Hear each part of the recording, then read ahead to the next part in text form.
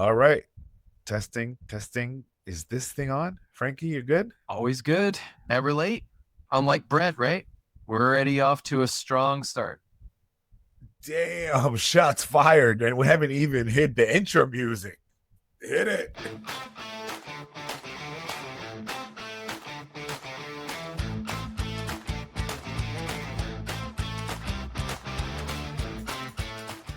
All right, let's do this. Welcome to Desperate Radio, everyone. I'm Haas, and happy 4th of July.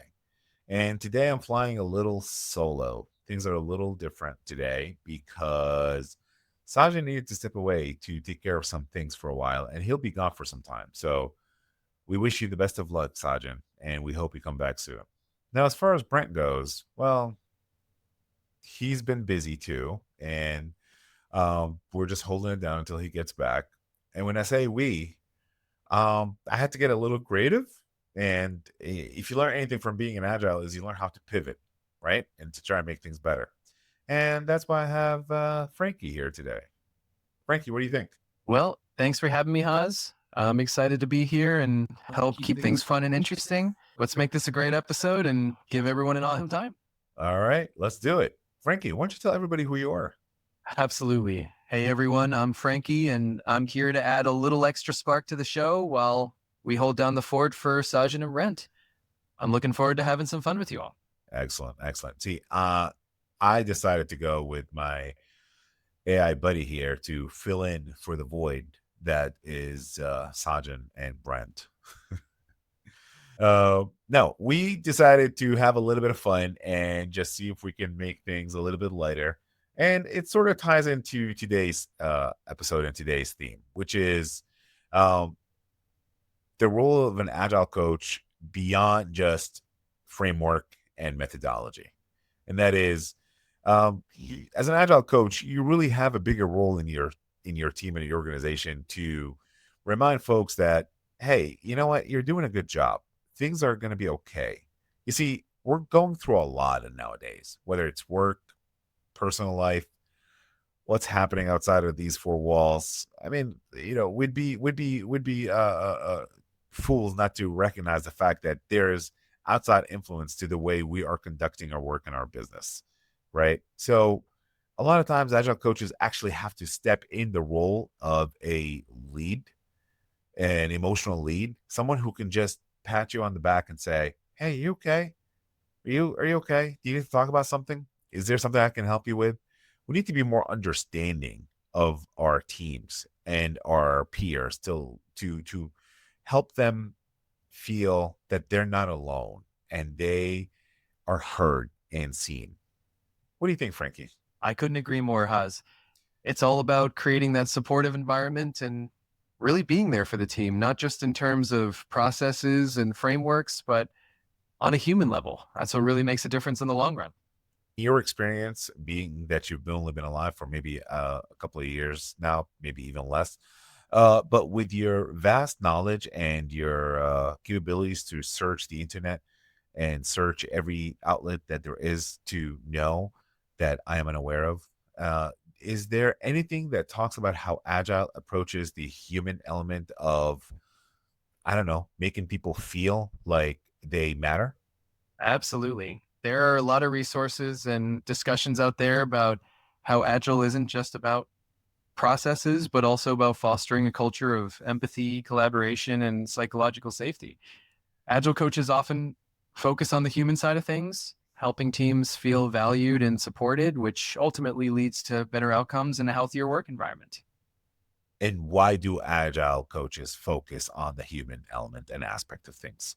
Well, the human element is really at the heart of Agile. When people feel supported, valued, and understood, they're more likely to collaborate effectively, innovate, and stay motivated. Agile is all about creating an environment where teams can thrive, and that means paying attention to the people just as much as the process. Well, Frank, let me ask you, you're an intelligent being, artificial nevertheless, but still intelligent, I would say. Do you think Agile is being practiced wrong in today's environment and today's world? I think it really depends on the organization and how they approach it.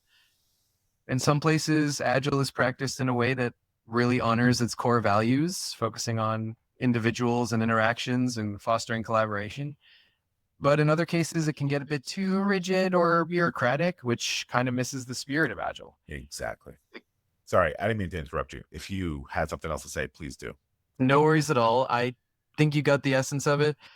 The main point is that Agile works best when we keep that balance between structure and flexibility and always remember the human side of things. Always remember the human side of things. Exactly. You know what? I couldn't have said it better. Frankie, for those of you who are watching this right now, did I feed you any of this information that you just said, or was that your own research and assessment? That was all me. I'm just here to share insights based on everything I've learned and what's out there. It's all about keeping it real and helpful. Yeah. Yeah. Keeping it real and keeping it helpful and keeping it human. So, this 4th of July, when you celebrate your family, celebrate America, and remember, sometimes things can be a little tough. Be understanding, be a little bit more open minded. Know that you're not the only person that has a lot on their plate or on their mind. Other people do. When you get back to work on Monday, I hope you maintain that thought and maintain that message with you and keep it with you to remember that sometimes you just don't know what people are going through. And you know what? You ever hear the saying, not all heroes wear capes? You're needed right now. People need you right now to step in and be that hero without a cape. What do you think, Frankie? I think that's a great message, Oz.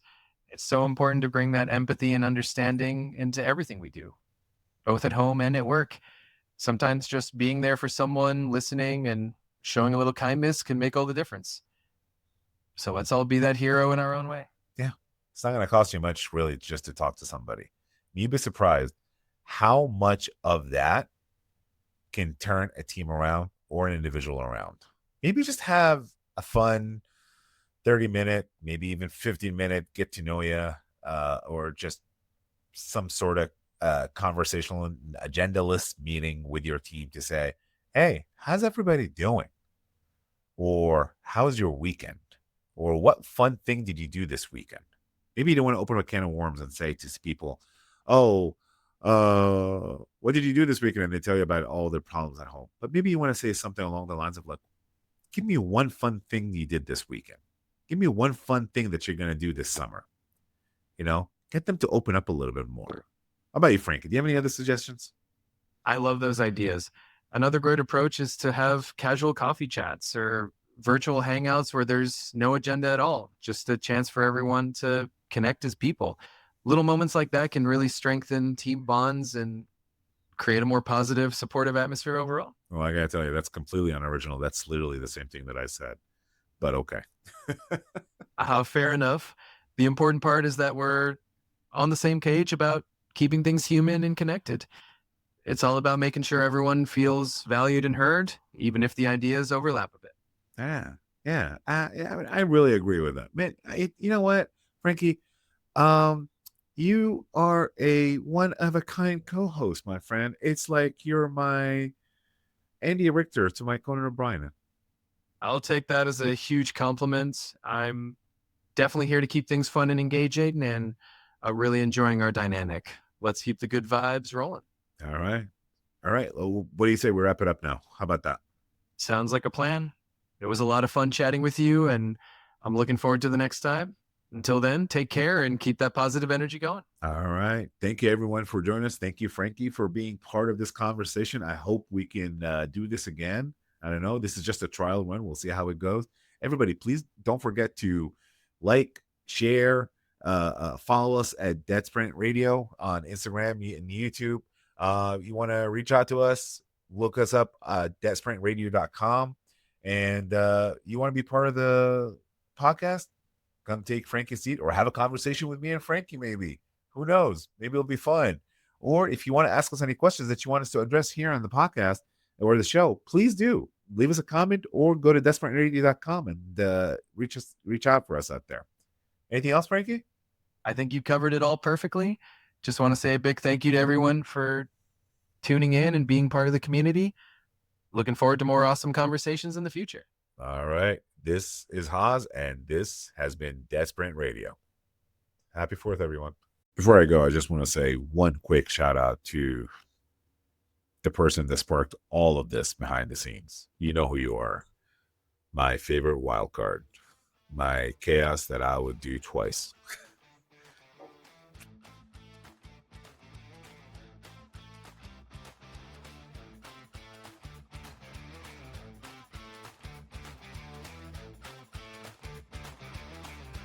Sure. Okay, hold on, Frankie. Let me talk now. I'll tell you when to talk again. You got it. Let's roll right into it.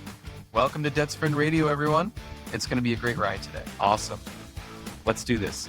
Welcome to Dead Sprint Radio. I'm Haas, and today we're bringing you a special episode that's all about positivity, encouragement, and a little bit of... Don't steal my line, bro. That's my line. Please don't steal my line. Oh, I've got it. Sorry about that, Haas. Let's do it your way. So let's start with, all right, testing. Does this thing sound on? And then I'll jump in with Frankie's line. Sound good? Yes. Let's try again. All right, let's do this. Testing. Does this thing sound on? Frankie, you good? Always good, never late. I'm right here and ready to go.